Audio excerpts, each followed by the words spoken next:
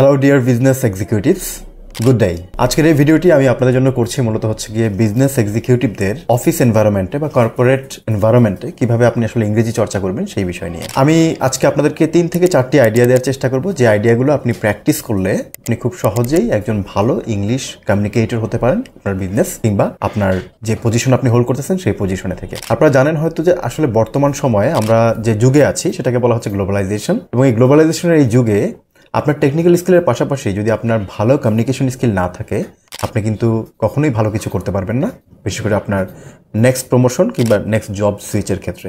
যে অর্গানাইজেশন আমি জব করছি সেই অর্গানাইজেশনকে গ্লোবালি রিপ্রেজেন্ট করার জন্য অবশ্যই আমাকে ইংরেজিতে একজন ভালো কমিউনিকেটর হতে হবে। আমি মূলত 4টা আইডিয়া আপনাদের সাথে শেয়ার করব, যে 4টি আইডিয়া আপনি চাইলে প্র্যাকটিস করতে পারেন। তবে জবের ক্ষেত্রে কিছু চ্যালেঞ্জ আছে, যে চ্যালেঞ্জগুলো আসলে আমরা প্রকাশ করতে পারি না সব সময়। সেই চ্যালেঞ্জগুলো চাইলে আপনারা যদি চান সেই চ্যালেঞ্জগুলোকে আসলে খুব ফ্রেন্ডলি একটা এনভায়রনমেন্টের মাধ্যমে তৈরি করে ফেলতে পারেন। তো চ্যালেঞ্জগুলো নিয়ে আমরা একটু পরে কথা বলি। প্রথমে আমি কথা বলি হচ্ছে যে আপনি কিভাবে আপনি আপনার অফিস এনভায়রনমেন্টের ভিতরে ইংরেজি স্কিলটাকে ইমপ্রুভ করার যে আইডিয়াগুলো সেগুলোকে আপনি ইমপ্লিমেন্ট করতে পারেন। প্রথম যে আইডিয়াটি সেটা হচ্ছে যে প্রথম আপনি আপনার মাইন্ডসেটটা পরিবর্তন করে ফেলেন। আপনি যদি চিন্তা করেন যে আপনি বাংলাদেশের কোনো একটা অর্গানাইজেশনে জব করছেন, তাহলে এই মাইন্ডসেট থেকে বের হয়ে আপনি চিন্তা করেন আপনি এমন একটা অর্গানাইজেশনে জব করছেন যে অর্গানাইজেশনটা হয়তো গুগল কিংবা হচ্ছে যে মেটা অথবা পৃথিবীর অন্য কোনো একটা নাম করা অর্গানাইজেশন, অথবা ওয়ালমার্ট হতে পারে যদি আপনি গার্মেন্টস সেক্টরে জব করে থাকেন, যেখানে আসলে কেউ বাংলায় কথা বলতে পারে না।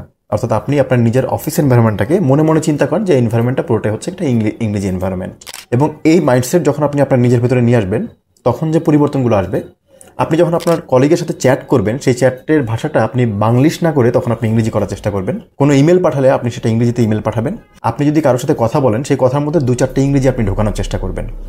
অর্থাৎ আপনি যখন আপনার নিজেকে গ্লোবাল সিটিজেন ভাববেন বা গ্লোবাল এমপ্লয়ি ভাববেন, তখন আপনার মাইন্ডসেট পরিবর্তন হয়ে যাবে, এবং সেক্ষেত্রে আপনার ভেতর থেকে ইংরেজি ব্যবহার করার যে কালচারটা সেটা অটোমেটিক্যালি আপনার ভেতরে তৈরি হবে।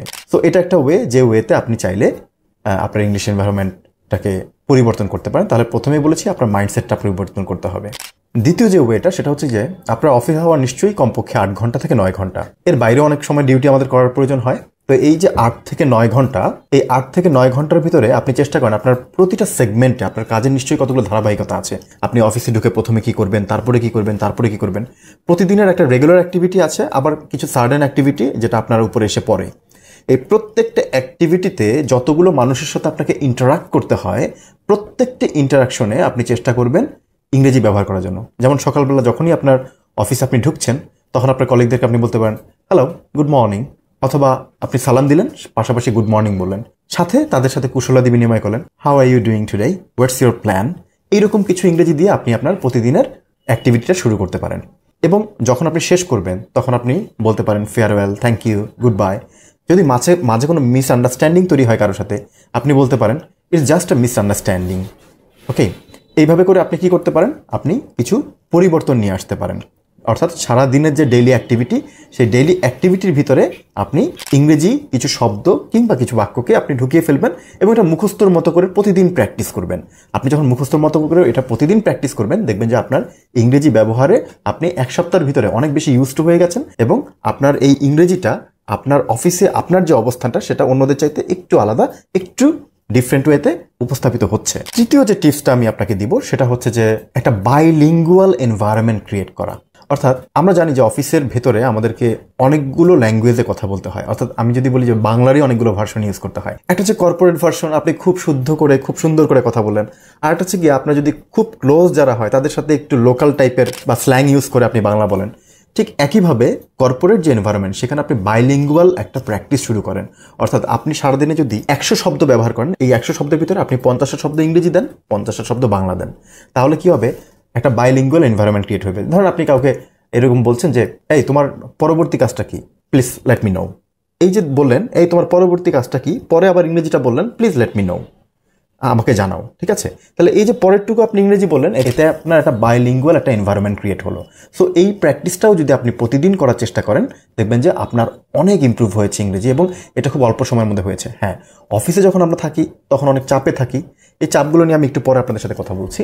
তখন হয়তো অনেক কিছু সম্ভব হয় না, বাট মাথায় রাখবেন আপনি আজকে প্র্যাকটিস শুরু করলে উন্নতিটা আপনার হবে, আপনার দেখা দেখি অন্যরা উন্নতি করবে এবং আপনাকেই কিন্তু মূল্যায়ন কোম্পানি সবার আগে করবে। এবং ফাইনালি লাস্ট যেটা, সেটা হচ্ছে যে আপনি চেষ্টা করেন, আপনাদের অফিসে নিশ্চয়ই খুব শর্ট মিটিং হয়, লং মিটিং হয়, ঘন ঘন মিটিং করতে হয়, বিভিন্ন প্রজেক্ট বা বিষয় নিয়ে মিটিং করতে হয়। বিশেষ করে আপনি যদি ম্যানেজার রোল প্লে করেন তাহলে তো আপনাকে মিটিং করতেই হবে। সো এই মিটিংগুলোতে মিটিংয়ের ভাষাগুলো যখন আপনি কোনো মতামত দিবেন বা নিবেন, অথবা আপনি যখন মিটিংকে কন্ডাক্ট করবেন, আপনি হোস্ট হবেন, তখন চেষ্টা করবেন এই মিটিংয়ের 60 থেকে 80% ভাষা ইংরেজি করার জন্য। যদি আপনি সবসময় বাংলা বলে অভ্যস্ত থাকেন তাহলে 20% দিয়ে শুরু করেন, ধীরে ধীরে এটাকে 60-70-তে নিয়ে যান, তাহলে সবার আবার এটা নিতেও সুবিধা হবে। আপনি শুরুতেই যদি আবার খুব বেশি ইংরেজি ব্যবহার করেন তখন সবাই নিতে পারবে না, আবার বুঝে নিতে অফিসে অনেক কম্পিটিশন থাকে, সবাই আপনার ভুল ধরা শুরু করবে। এই জন্য আপনি 10%, 15%, 20% এইভাবে করে এগোবেন। মোটামুটি এই চারটা যদি আপনি ফলো করতে পারেন, আমার মনে হয় যে অফিসে যে আপনার ইংলিশ প্র্যাকটিসের যে এনভায়রনমেন্টটা সেটা অনেকটাই আপনার জন্য ক্লিয়ার হয়ে যাবে। হ্যাঁ, এখন আমি আপনাকে বলবো যে চ্যালেঞ্জগুলো কী কী। এই যে কাজগুলো আছে, এই কাজগুলো করতে গিয়ে যে চ্যালেঞ্জগুলো আপনি ফেস করবেন, প্রথম যে চ্যালেঞ্জটা আপনি ফেস করবেন সেটা হচ্ছে কি আপনি বসের সামনে আসলে কিভাবে ইংরেজি বলবেন এইটা আপনি একটু লজ্জাবোধ করবেন এবং এই জন্য হয়তো আপনার ইংরেজিটা ভেতর থেকে আসতে চাইবে না, কিছু ইনার্শিয়া বা জড়তা কাজ করবে। তো চেষ্টা করবেন যে বসকে আগে বলে নেবেন, বস আমি কিন্তু আপনার সাথে মাঝে মাঝে একটু ইংরেজি বলবো, সো আপনি কিছু মনে করেন না, ভুল টুল বলতে পারি, এটা সরি বলে নিলাম আগে থেকে। দেখবেন আপনার বস এটা আপনাকে আরও বেশি অ্যাপ্রিসিয়েট করতেছে, কারণ বলতেছে হ্যাঁ তুমি করো না, সমস্যা কি, আমিও তোমার সাথে একটু ট্রাই করবো। আপনি যদি এনভায়রনমেন্টটা নিজের মতো করে একটু ফ্লেক্সিবল করে নেন, আপনার জন্য বলতে সুবিধা হবে। দ্বিতীয় চ্যালেঞ্জ হচ্ছে আপনার সমপদবীধারী যারা কলিগ আছে তাদের মধ্যে একটা জেলাসি সবসময় কাজ করে। এটা তো আপনারা খুব ভালো করে জানেন যে ওয়ার্ক প্লেসে খুব ভালো এবং বাজে দুই রকমের কম্পিটিশনে কিন্তু হয়। সো আপনার ওয়ার্ক প্লেসেও সেরকম থাকতে পারে। তো সেক্ষেত্রে আপনার কলিগরা হয়তো আপনাকে অতটা বেশি সাপোর্ট নাও করতে পারে, ইভেন আপনি ইংরেজি বললে আপনার ইংরেজি ভুলও ধরতে পারে। যদি আপনি এই ধরনের লোককে আগে থেকে আইডেন্টিফাই করেন এবং যদি তাকে ফ্রেন্ডলি করে নিতে পারেন তাহলে তার সাথে কন্টিনিউ করেন। যদি মনে হয় যে না সে ফ্রেন্ডলি হবে না, তাহলে আপনি তাকে অ্যাভয়েড করে অন্যদের সাথে আপনি ইংরেজি প্র্যাকটিস করার চেষ্টা করবেন। আর আপনার সবচেয়ে ভালো প্র্যাকটিসের জায়গা হচ্ছে আপনার জুনিয়ররা, যারা আসলে আপনাকে মানে সরাসরি, যারা আপনার আন্ডারে কাজ করে বা যাদেরকে আপনি দিয়ে কাজ করান, আপনি চেষ্টা করবেন তাদের সাথে ইংরেজি বলার জন্য।